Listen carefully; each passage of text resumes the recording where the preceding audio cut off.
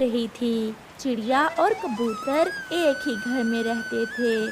तेज हवा से उनका घर टूट जाता है और गिर जाता है। चिड़िया, हम तो ऐसी तेज बारिश में बेघर हो गए, अब हम क्या करें? एक बार कालू कौवा भी बारिश में मेरे घर रहने आया था। चलो हम भी कालू कौवे के पास जाते हैं और आज की रात कालू कौवे के घर में रह लेते हैं। फिर चिड़िया और कबूतर कालू कौवे की तरफ चले जाते हैं। वो कालू कौवे के घर पर जाकर दस्तक देते हैं। कौन है? कालू, दरवाजा खोलो, मैं और कबूतर हैं। हमारा घर टूट गया है, हमें अंदर आने दो। कौवा तो चुप रहता है, मगर उसकी पत्नी गोरी कौवी बोलती है, ये हमारा घर है, हम तुम्हें अपने घर में क्यों आने दें? चलो भागो यहाँ से। ऐसा कहते हुए गोरी सो जाती है और कालू तो गोरी से पूछे बिना पानी भी न पीता था। कबूतर, अब हम क्या करें? चिड़िया, अब तो किसी घने पेड़ पर बैठकर ही रात गुजारनी होगी।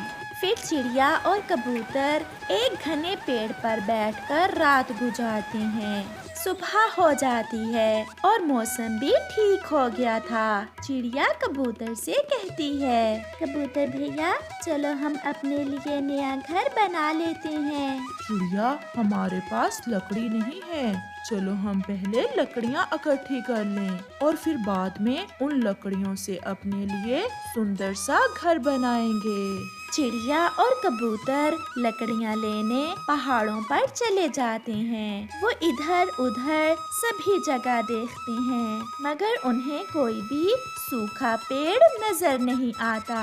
कबूतर भैया, यहाँ तो कोई भी सूखा पेड़ नहीं है और हम हरा पेड़ नहीं काटेंगे।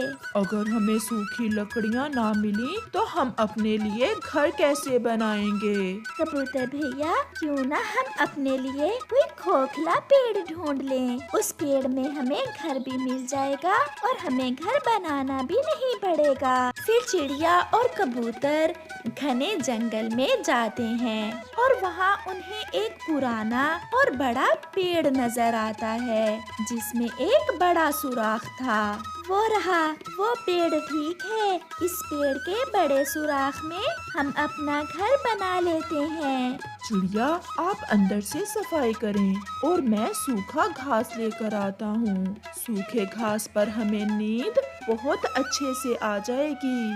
फिर वो ऐसा ही करते हैं। कबूतर सूखा घास लेने चला जाता है और चिड़िया उस सुराख के अंदर जाकर सफाई शुरू करती है। चिड़िया जब उस सुराख की सफाई कर रही थी तो उसे एक कोने में एक चमकती हुई चीज नजर आती है। ये क्या है? मुझे तो ये कोई कीमती चीज लगती है। कबूतर को पता होगा, वो ही आकर बताएगा कि ये क्या है। कबूतर को भी सूखा घास मिल जाता है। कबूतर सूखा घास लेकर वापिस आ जाता है। चिड़िया भी वो चमकती हुई चीज उस सुराख से बाहर निकाल लाई थी। चिड़िया, ये तो कीमती हीरा है, ये आपको कहाँ से मिला है? ये चमकती हुई चीज मुझे इस छेद के अंदर से मिली है। चिड़िया, ये बहुत कीमती होती है, इंसान इसे लाखों में खरीदते हैं। हमें घर मिल गया, हमें अब इंसान ही घर बना कर देगा। वो कैसे कबूतर भैया? चलो हम बढ़ई के पास जाते हैं। फिर वो दोनों इंसानों की बस्ती की तरफ चले जाते हैं। एक बूढ़ा लकड़हारा अपना सर झुकाए बहुत परेशान बैठा हुआ था। चिड़िया और कबूतर उसके पास जाते हैं। क्या आप लकड़हारे हैं? हो, मैं ही लकड़हारा हूँ। आप इतने उदास क्यों हैं? मैं बहुत गरीब हूँ और मेरे पास कई दिन से कोई काम करवाने भी नहीं आया। मेरे पास सारे पैसे खत्म हो गए हैं, मेरे बच्चे भूखे हैं। तो हमें ऊपर वाले ने ही आपके पास भेजा है। ये देखें, ये कीमती चीज हम आपको देने आए हैं। वो कीमती हीरा देख देखकर लकड़हारा बहुत खुश होता है। ये हीरा तो बहुत कीमती है। आप ये हीरा रख लें। इसे बेचकर आप अपने बच्चों का पालन पोषण करना। मगर बदले में आपको एक काम हमारा भी करना होगा। बताएं बताएं, मैं सब करूँगा। हमारा घर बारिश से टूट गया है, आप हमें एक सुंदर सा घर बना दें। फिर वो लकड़हारा उन पक्षियों से हीरा लेकर अपने संदूक में रख लेता है और अपना सामान लेकर उनके साथ जाता है। इस पेड़ पर था हमारा पुराना घर। मैं आपको बहुत सुंदर घर बना कर दूंगा। ऐसा घर पूरे जंगल में किसी भी पक्षी का नहीं होगा। फिर वो लकड़हारा चिड़िया और कबूतर के लिए एक बहुत ही सुंदर सा घर बना देता है। ऐसा घर तो सच में किसी का भी ना था। और तो और वो लकड़हारा उन्हें उस घर पर रंग भी कर देता है। चिड़िया और कबूतर बहुत खुश थे और लकड़हारा उनसे भी ज्यादा खुश था। गोरी और कालू कौवा चिड़िया और कबूतर का नया घर देखकर बहुत जलते हैं। चिड़िया और कबूतर आज बहुत खुश थे और वो अपने नए घर में चले जाते हैं। कालू कौवा कुछ दिनों से बीमार था क्योंकि वो खाने और सोने के अलावा कोई काम ना करता था। उसकी पत्नी गोरी कौवी बहुत परेशान थी। कालू, आप खाने और सोने के अलावा कोई काम नहीं करते हो, इसीलिए आप बीमार हो गए हो। चलो मैं आपको बुलबुल के पास दवा लेने लेकर जाती हूँ।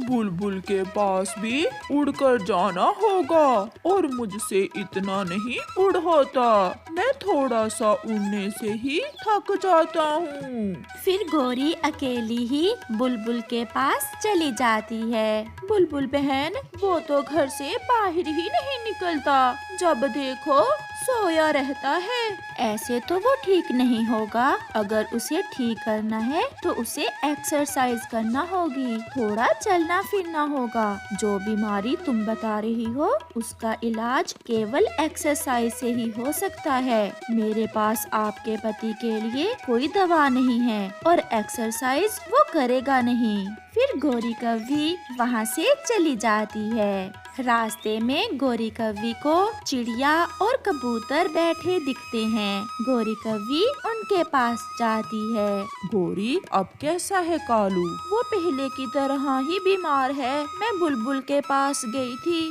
मगर बुलबुल ने कहा है कि उसे दवा की नहीं बल्कि एक्सरसाइज की जरूरत है। मगर कालू कहाँ एक्सरसाइज करने वाला। गोरी, मेरे पास एक उपाय है जिससे कालू की अच्छी एक्सरसाइज हो जाया करेगी। चिड़िया बहन, जल्दी बताओ क्या उपाय है। फिर चिड़िया गोरी को अपना उपाय बताती है, जो सुनकर गोरी बहुत खुश हो जाती है। अब तो कालू पूरे जंगल के चक्कर लगाया करेगा और मुझे पूरा विश्वास है ऐसे कालू बहुत जल्दी स्वस्थ हो जाएगा। फिर दूसरे दिन गोरी कालू को लेकर खेतों में जाती है और जैसा चिड़िया ने बताया था ऐसे ही करती है। गोरी कौवी ने वहाँ एक पेड़ के पास एक चिट्ठी लिखकर रखी हुई थी। गोरी कालू को उस पेड़ के पास ले जाती है। कालू, ये क्या पड़ा है यहाँ? ये कोई चिट्ठी लग रही है, मैं देखता हूँ। फिर कालू